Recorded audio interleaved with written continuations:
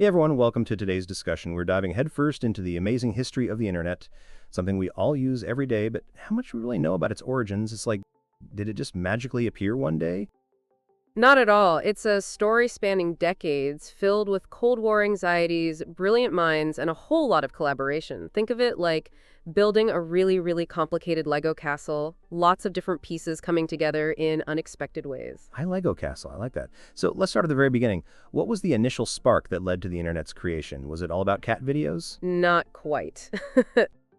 The Cold War played a huge role. The U.S. Department of Defense was worried about a single point of failure for communication. If the Soviets attacked one central system, everything would go down. They needed something more resilient, something decentralized. So like a backup plan in case of, a really bad day. Makes sense. What was the first step in building this backup plan? In 1969, ARPANET was born.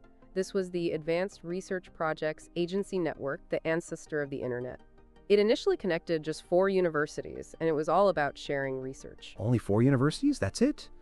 Wow, that's a tiny start for something so huge now. What made ARPANET so special? Was it just faster dial-up? It was much more than faster dial-up. The key was packet switching. Imagine sending a letter. Instead of sending the whole thing at once, you break it into smaller pieces, packets, that can travel different routes and be reassembled at the destination. This made the network much more resilient. So like sending a puddle instead of a whole picture? Clever. And then what happened? Did they just keep adding universities? Yes, but the 1970s brought a crucial development, TCP/IP. This protocol allowed different networks to talk to each other, creating a network of networks. Think of it as the universal language for all these different computer systems. A universal language, it's a big deal. So everyone could finally chat?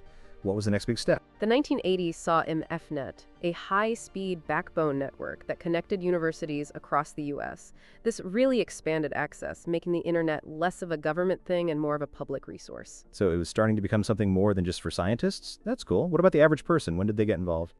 The 1990s brought the World Wide Web. Tim Berners-Lee's invention made the internet user-friendly, with easy-to-use browsers and hyperlinks. Suddenly, anyone could access information online. Ah, the World Wide Web, but that's when things really took off, right? Before that, was it just text-based? Mostly, yes. The web added visuals, making it much more engaging and accessible. It was like going from black and white to color TV. Wow, that's a huge change. And then what happened? Did everyone suddenly get a computer and internet access? Not everyone, of course. But the internet continued to grow rapidly. The 2000s brought mobile devices, social media, and cloud computing, things that made the internet even more ubiquitous. Mobile devices, that's when it really became part of everyday life for most people, right? What are some of the biggest changes we've seen recently? We're seeing the rise of the Internet of Things, IoT, where everyday objects are connected to the internet. Think smart homes, wearable tech. It's changing how we interact with the world. Smart homes and wearable tech? That's pretty wild. So what's next for the internet? Is there a limit to how much it can grow? That's a great question. No one really knows for sure, but we can expect continued innovation, new technologies, and new challenges.